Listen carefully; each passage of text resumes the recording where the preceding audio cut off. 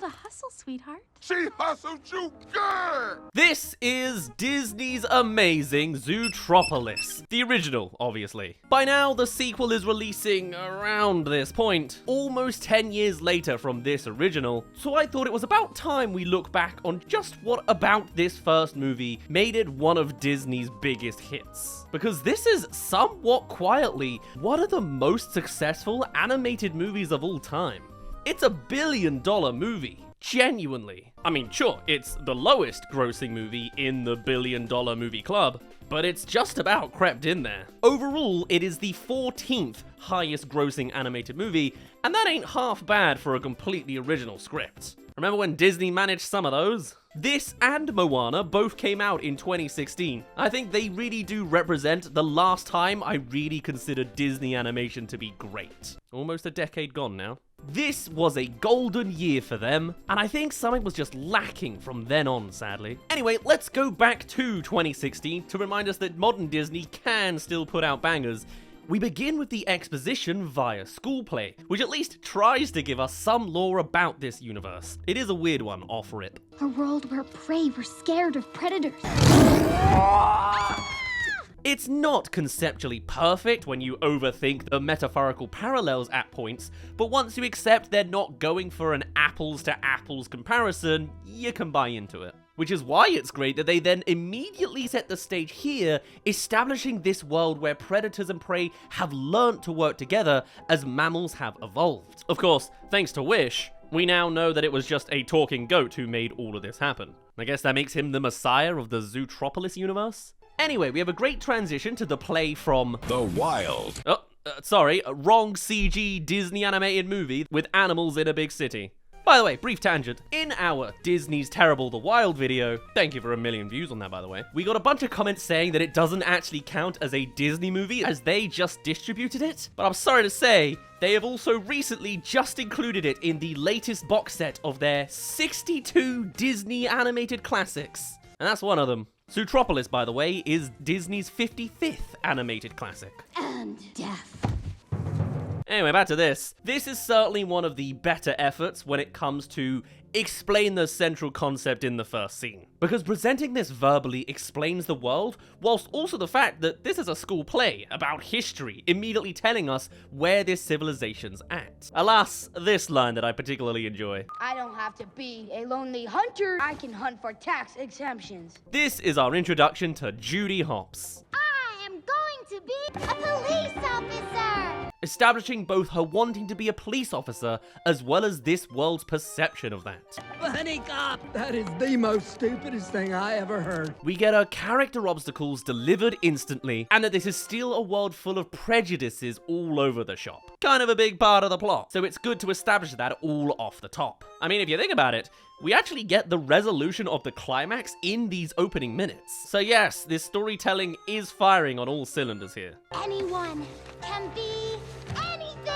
Don't try anything new, you'll never fail. As we learned from Chicken Little, there always has to be some degree of questionable parenting in the Disney animal-run societies. And I am all for the fan theories that Chicken Little takes place in this universe, with everyone treating him differently because he's a bird and not a mammal. It lines up. That added context certainly improves the movie. But here, rather than the worst non-villainized dad you've ever seen, Judy's parents are instead very caring and loving parents whose cautious nature just limits their worldview. Something that a lot of country-based parents likely feel for their children dreaming of the big city. Carrot farming is a noble profession. And it's a pretty bold message to tell kids unambiguously to not let their parents decide what they do. Because Judy quite decisively sticks to the lane she wants to be in, though not without a taste of the dangers to those ambitions. Kindly return my friend's tickets. And it's this scene which establishes this movie's really interesting portrayal of violence. Because it sharply differs from the slapstick of your standard Disney movie. Judy getting clawed here is instead framed with full dramatic weight, leaving a lasting impact on the story. It's not overplayed, it's not exaggerated. And if anything, this minor yet serious portrayal of violence is even more appropriate for kids, as it portrays it for what it is against other media where someone just gets punched in the face for a quick gag. We're used to these cartoon characters inflicted by violence, only for that to be completely inconsequential seconds later, which really sets this world apart. Remember this moment the next time you think you will ever be anything. It also sets up Judy potentially having prejudices against Fox specifically later on. A lesser movie would have had the younger version of Nick being the bully here, but of course, the message of this movie hangs on that very misconception. And it's the weight they put on this scene that makes this statement of her character moments later all the more impactful. I don't know when to quit. Which quickly fasts us forwards to the police academy 15 years later. We love scene transitions led by character. Town, Sahara Square, Rainforest District. And so much of Zootropolis is built up so well before we even got there, to the point that the audience already have some understanding of how this world works by the time we get to that scene. And can we just appreciate that they also did a reasonable time jump here? She's not some teenage prodigy, and even getting to the academy has taken a decent chunk of time. It's just the little things that make kids feel less like they have to have their life sorted by the age of 18. And a particularly great choice with this scene is contextualizing each training exercise as an opportunity to introduce us to the different districts. And even now she's here, she's not this overpowered protagonist who's miraculously able to smash everything. We initially just have this minute-long montage of failure, the odds once again being against her. You're dead, dead, dead, dead. Her finally overcoming all the obstacles happens through her sheer persistence. Across the board, this character's just a great role model. We see her struggle and work hard to achieve her goals rather than the usual naturally gifted from the off routine. ZPD's very first Judy Hopps. And of course, our first introduction to perhaps the most unconvincing twist villain in a movie.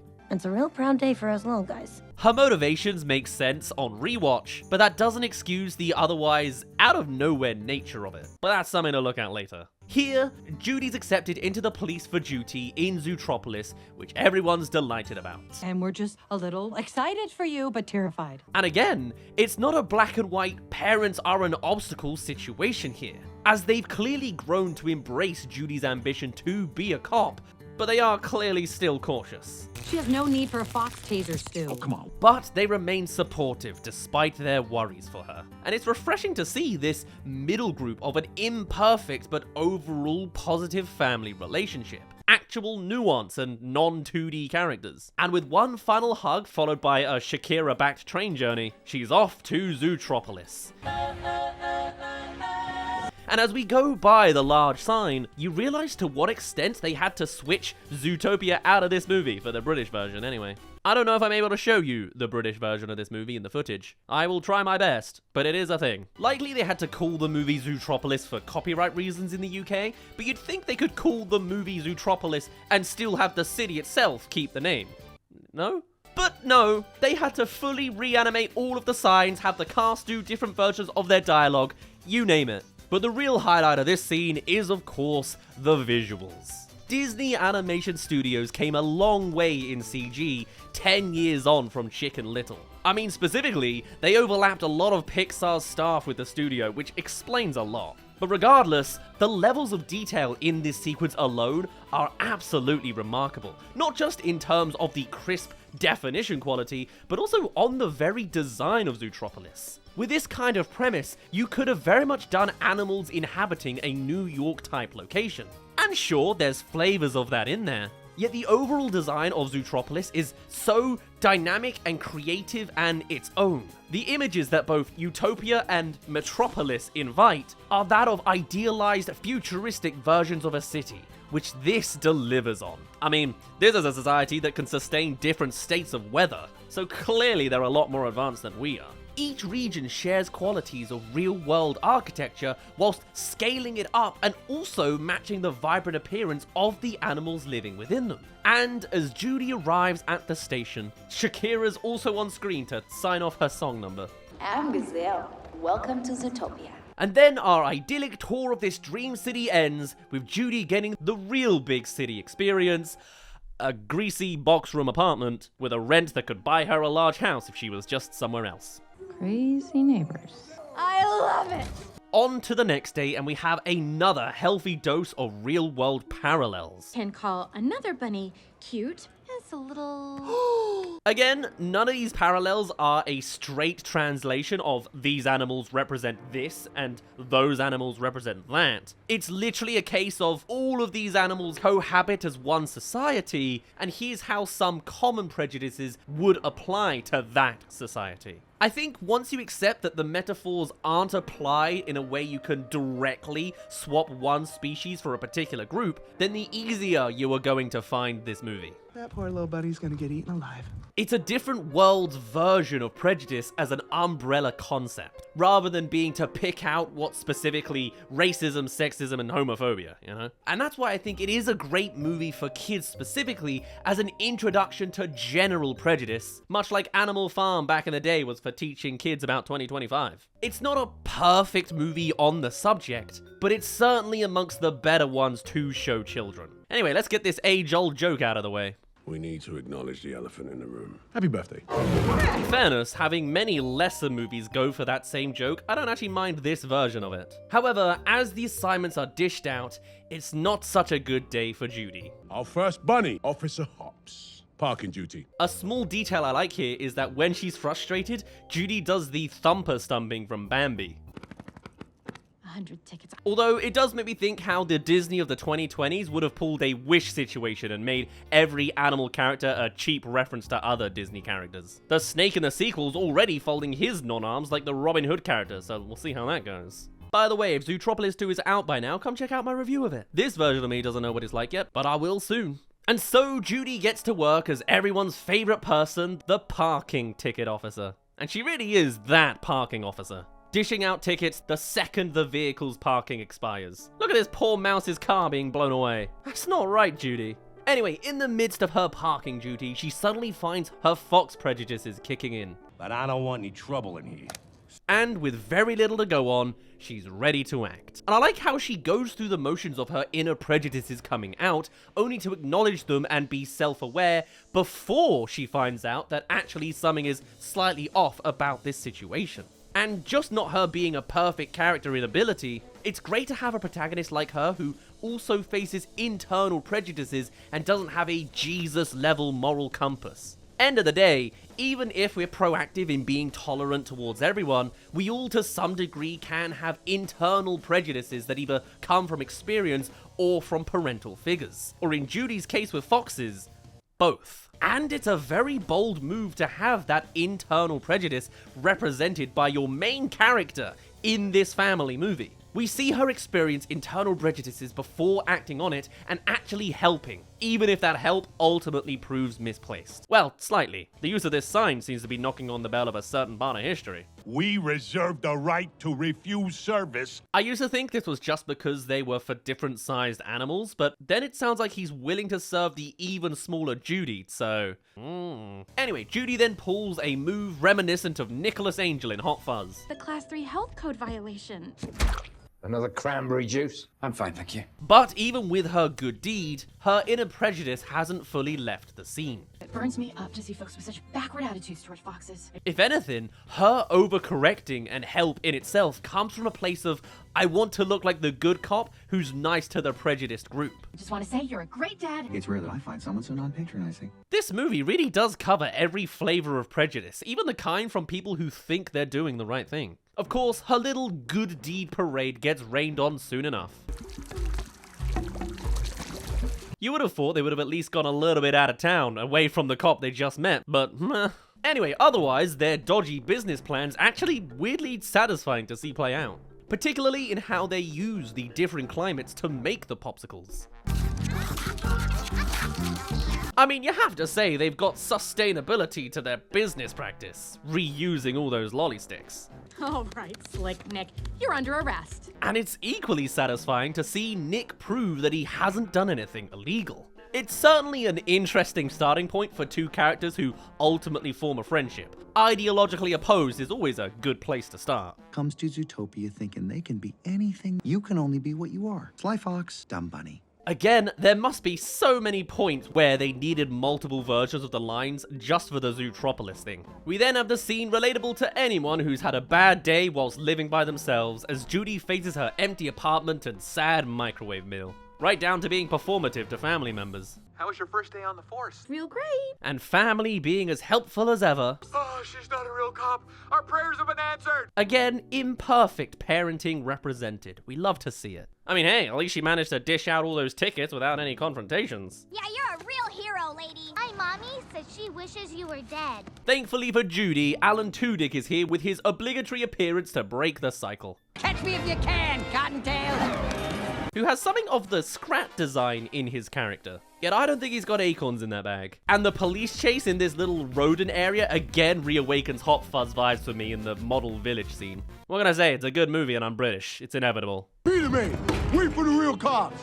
Sure thing, buddy. Yeah, wait for all the giant animals to arrive and stamp on all the tiny houses. To be fair, that would be an accurate portrayal of the police sometimes, I guess. Still, this is just a very entertaining action sequence using the setting of the micro city to full advantage. These different regions and animals just work so well together, and I like that the different species integrated together actually functions with the story. Take, for example, the opposite case, like the very first Cars movie by Pixar, as there's been all sorts of video essays pointing out that you don't actually need the whole world to be Cars in order to tell that story. But here, they actually justify this by being an animal world both in terms of the world building and the story they're telling with that world building. It's nice. Have a donut, copper! And of course, we meet a character who plays into the story later, who Judy saves from a solid donut squishing. Bad guy arrested. I guess it's time for the chief to be angry with her. Putting tickets on parked cars. And though not obvious at this point, the onions in the bag are a key clue for our plot here. Complete with one big self-indulgent Disney reference, which does kinda get saved by Idris Elba's delivery. Isn't some cartoon musical and your insipid dreams magically come true? Hey there, thank you for making it to the halfway mark of this video. Come subscribe if you haven't already for more amazing animated movies. We've got a couple left for the year, so give us suggestions of what you'd like us to cover. Check out the playlist if you want to see a handful already. But otherwise, let's get back to the second half of Disney's amazing Zootropolis. And if you want a fun game, check out the comments and count how many people are asking why I'm not calling it Zootopia. So let it go. We get it. This is different to the other Disney movies. I mean, I guess it makes sense, considering it later established that Disney musicals are in this universe. For the sequel, I'd love to see something that Cars did do well, and actually catch a scene from the Zootropolis versions of the Disney movies. I mean, last time they did it, it was with Pixar, so why can't Disney do it themselves and just rip off the same idea? And this is when the wider plot begins to kick in, as Mrs. Otterton is about to drop the big mystery card. There's gotta be somebody to find my Emmett. I wonder who that could be. I will find him. And I like that Judy uses the framing of the situation to swindle herself onto the case. Throughout, she is an active protagonist who causes these escalations in her own story. We don't have a Raiders of the Lost Ark here, where the plot would go down almost the exact same if Indiana Jones was never there. And though she almost gets fired, Twist Villain McGee's here to escalate things further. I just heard Officer Hops is taking the case. And just to make sure we're keeping the pace speedy, we've got a deadline to throw into the stakes. I will give you 48 hours. And so this movie morphs into a family-friendly mystery thriller, which is a flavor of movie I particularly enjoy. They properly go through the motions of the clues unfolding, starting with the photo of Emmett with the popsicle, but more importantly, the clues and the wider mystery unfold to be something that only works in this world. You need the world of Zootropolis for this plot, rather than something that could just be done in the human world. Again, Cars, looking at you. Actually, more to the point, this is a good opportunity to also call out Illumination's Sing, where the fact that they're animals rarely becomes relevant. We all know Illumination just made the characters' animals to be more appealing to children and families, but still, it's vastly different here. Probably wasn't a coincidence it was made after the first Zootropolis came out either. You sold Mr. Otterton that popsicle, right? Do you know him? And this time, rather than Nick getting the better of her, she once again uses her brain's legal encyclopedia to get the outcome she wants. felony tax evasion. $200 a day, 365 days a year. You don't usually see tax evasion referenced in a family movie, but it works. But we are good at multiplying. The lesser animated movies out there are because they think the script has to treat children like idiots, and likewise as if no adults are even watching. This isn't one of those movies, it's just intelligent storytelling here, and the kind of thing you also see in classic Pixar films as well. Some of the early stuff allows for wording to be put in that can go over kids' heads, or hits them straight on if they could handle the concept. 365 days a year. Actually, it's your word against yours. It's also a clever way of binding these two characters together with an active reason for Nick to be pulled in. He's not just following along to prove some kind of point, he literally has no choice. Which brings us on to the naturist scene. Haven't seen him in a couple of weeks. It's always a llama or an alpaca as a Zen character. They did it in the 5th Ice Age movie too, which by the way came out at the same year as this one. Obviously better executed here, and that is a lot of flies to animate for one gag. Does this make you uncomfortable? I can't think of many movies that have a context where they can get away with a nudist joke, but it works really well here, particularly as this goes for the standard animation rule of thumb that animated animals don't have genitals. These dudes have some questions about Emmett the otter. There's also a great comedic setup here, as they actually learn everything they need from the alpaca trying to remind the elephant. And he got into this big old white car. Remember that, Nangi? Nope. Whilst of course actively keeping the momentum of the storytelling like all good comedies should. Oh, I wish I had a memory like an elephant. That all done, it's time to move on to another solid piece of comedy writing, just back to back. Perhaps the most iconic scene in this movie. Nice to see you, too. It's just a solid idea, and even more solid in its execution. Because it's all well and good just going, sloths are slow, we'll have it at a service desk job, but then you gotta make sure that that slowness is actually funny, because it definitely can turn really boring. And they don't go for the obvious, which would be mistyping the number because Judy keeps repeating it. What do you call a three-humped camel? Pregnant. And with all the slow movements of the sloths using stationery, I have no doubt there's many ASMR edits of this. And of course, the big punchline as they finally leave the building. We gotta beat the rush hour in. It's night! I like to think the sloths are prone to time sucking, that no one actually realizes how long they're in the building for. There's gotta be a Black Mirror episode with that kind of premise. On to Tundra Town. And I forgot how many banger scenes are just stacked in a row. We've gone from the naturalists to the sloths, and we're about to get another classic. But first, we get more Judy stringing Nick along. And I'm pretty sure I saw a shifty lowlife climbing the fence.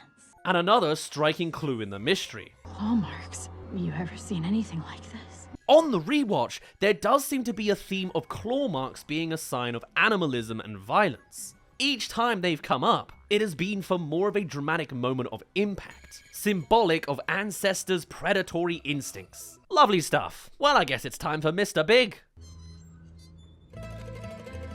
Of course, the character is inherently funny on its own, but you've also just got to appreciate the misdirect with the build-up, only seeing polar bear characters until the reveal. How did you repay my generosity? With a rug made from the butt of a skunk.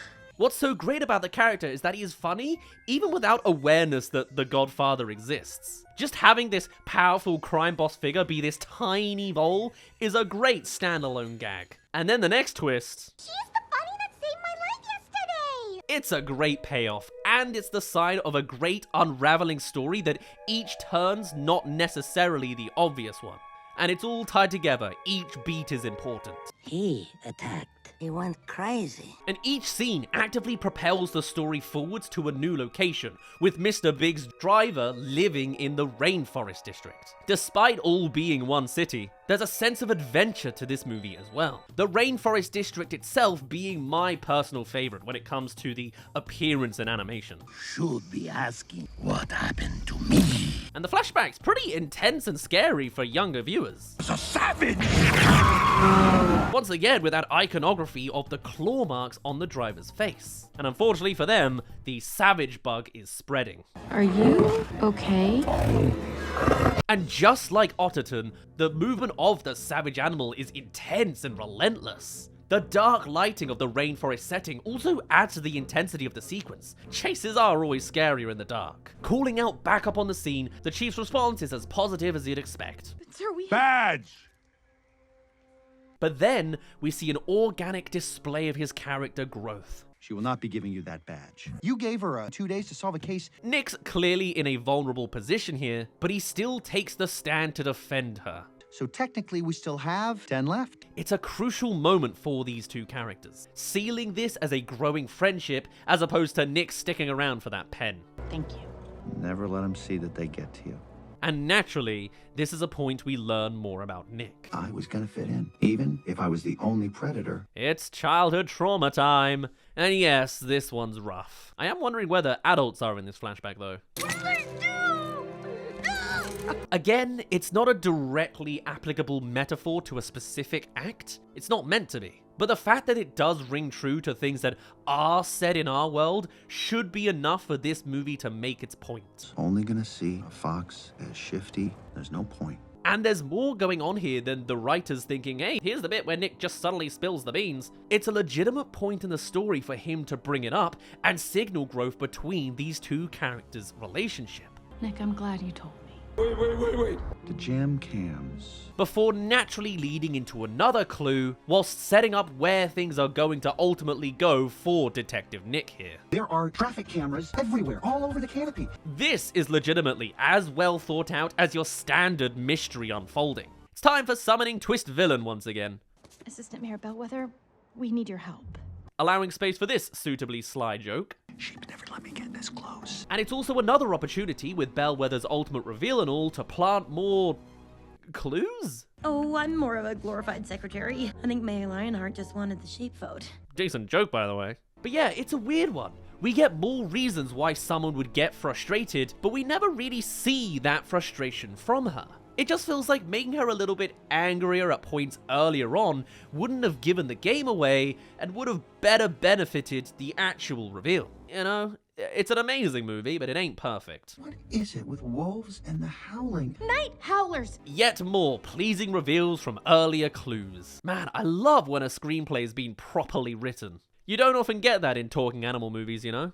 Because we're getting this unraveling mystery and dialogue from these animals that actually resembles how real people speak. You'd actually make a pretty good cop. How dare you? It's not the same quippy Marvel type humor that we've been getting in more recent Disney efforts. It's bizarrely weird and relatable for a world completely comprising of animals. Though they definitely should have sent the footage to the chief at that point, right? Like, they have the evidence from that. Sure, I guess it's more engaging if they actually go to the place themselves, and we wouldn't get this golden moment. You're gonna start a howl. Whenever you need a common guy name for comedic effect, it's gotta be Gary. Just ask Superman. Anyway, this leads us into the kid-friendly political thriller part of this movie. Mr. Otterton, your wife sent me to find you. In fact, all 14 of the missing mammals reported are here. And here's the next bombshell. I want answers. Mayor Lionheart. Flushing themselves down the toilet, Judy and Nick head off to end that lion's career. This is a cancel culture plot point of a movie. Mayor Lionheart, you have the right to remain silent. But not without him highlighting a key detail that will be overlooked for the next 10 minutes or so. Listen, we still don't know why this is happening. Which you should really probably listen to, considering Thousands of years ago, predators survived through their hunting instincts. They seem to be reverting back to their primitive savage ways. Proceeding to actually repeat the lines from the school play in the opening scene. The moment that really cements what this movie's trying to say with its theme of prejudice. Whilst we don't have a group of people infected with a rage drug by a shy vegetarian, you definitely hear those words and can see how this kind of rhetoric is something very much found in our society. And it's not something inherently said by someone actively looking to harm, which is why our protagonist Judy saying it has the impact that it does. We've done a full dedicated scene breakdown to this particular scene and how to handle politics in kids' movies. I'd consider giving it a look. Although one detail I will clarify is I said that all of the journalist documents are all prey species,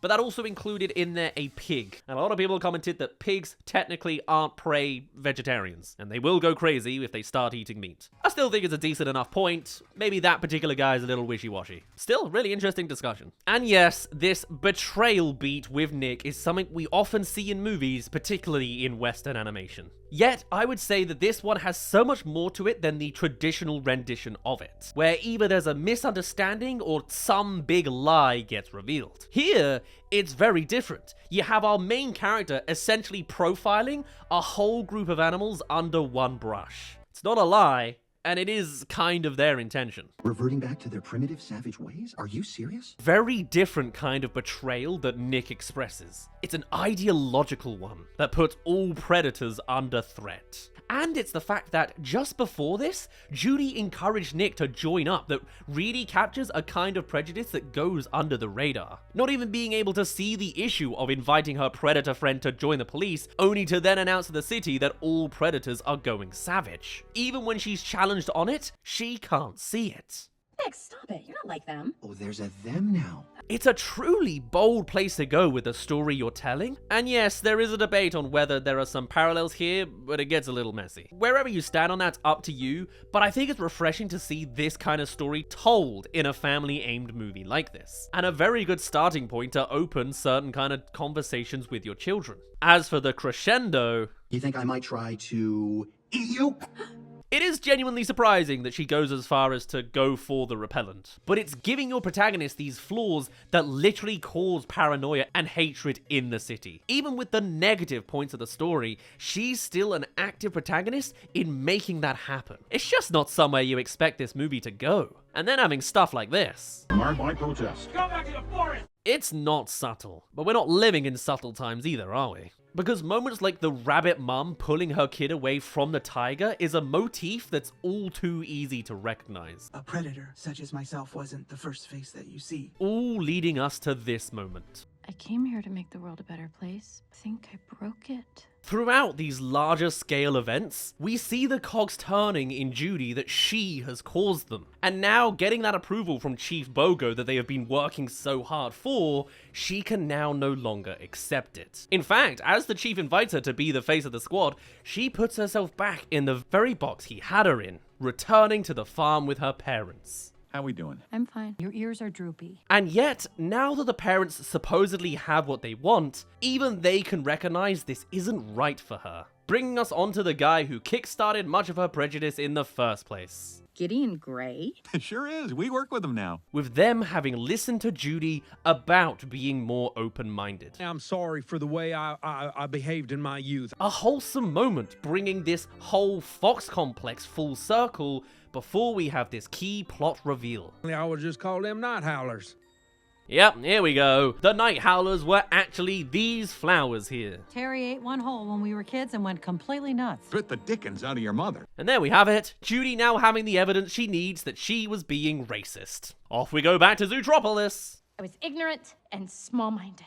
And Nick lets this play out until... I really am just a dumb bunny. And from there, the dialogue just continues to feel authentic to a real friendship. Are you just trying to steal the pen? Is that what this is? And yes, it's time for the nerd-pleasing pirated DVD bit. Your favorite movies. Movies that haven't even been released yet. Particularly the giraffe version of Disney's cancelled Gigantic movie. Also a dedicated video of ours. Check a look if you're interested. Either way, with Gigantic, ironically, this is the only version of that movie that ever got onto the big screen. We both know those weren't moldy onions I caught you stealing. In fact, this guy's just a walking fan service machine with this well-known Easter egg. What were you gonna do with those night howlers, Weselton? Duke Weaselton.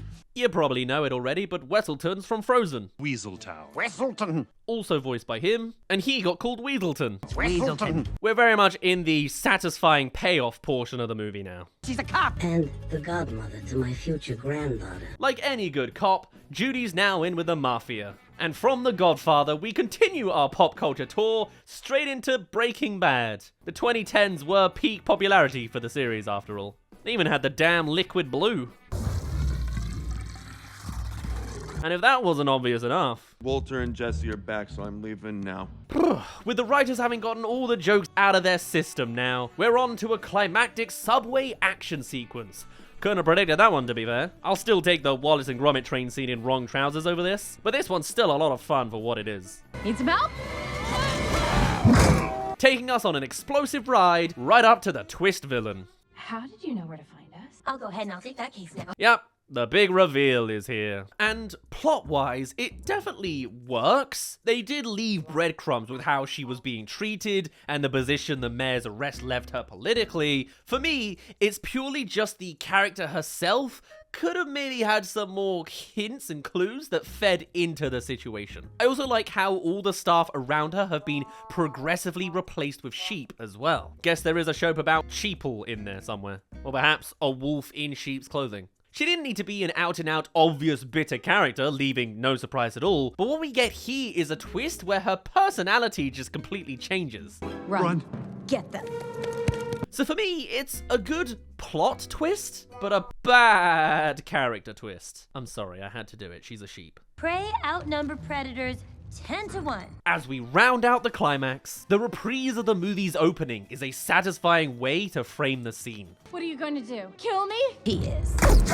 The classic misdirecting the audience shtick having been done so many times in these scenarios, yet it is particularly effective here. From the callback line, Blood and death. All right. the blueberries in the dart, to the carrot pen having one more hurrah, we have a series of payoffs to resolve the scene. I'll kidnap 1,000 children before I let this company die. Again, we've seen this play out before. It is almost beat for beat Monsters Inc. Let's watch my favorite part again. But it is a satisfying tying up point, neatly handing us over to the resolution. With a final, equal commonplace voiceover speech from Judy, though it does serve its purpose in reinforcing the movie's message for younger viewers in a non-preachy fashion. And the more we try to understand one another, the more exceptional each of us will be. Of course, panning out to be her delivering a speech at a particular inaugural event. Biggest elephant, first fox. I'd say setting them up for that sequel, but it then took Disney a full 9 years to do one. I guess as much as we bash them for the sequel edition, it's not like they're quite rushing them out. Let's just hope, unlike Moana 2, it's actually worth it this time. It starts with all of us. Wrapping up once again with a Hot Fuzz-esque closing sequence. Bring the noise. But with one more pitch-perfect payoff. Nick.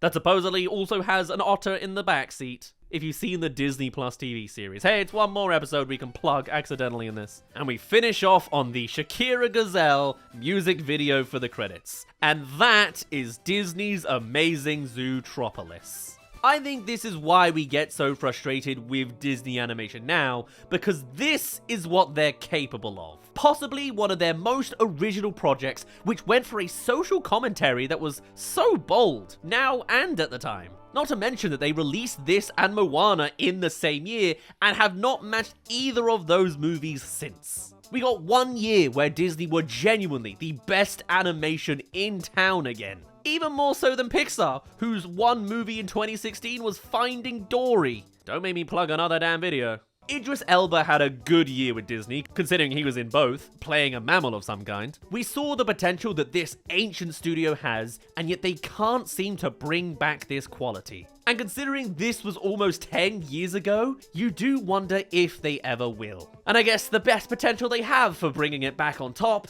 is with Zootropolis 2 coming out sometime around this upload. Where I stand here today, I don't have high hopes, but maybe I'm gonna be positively surprised. I'll certainly let you know. For now though, I'd best wrap it up there.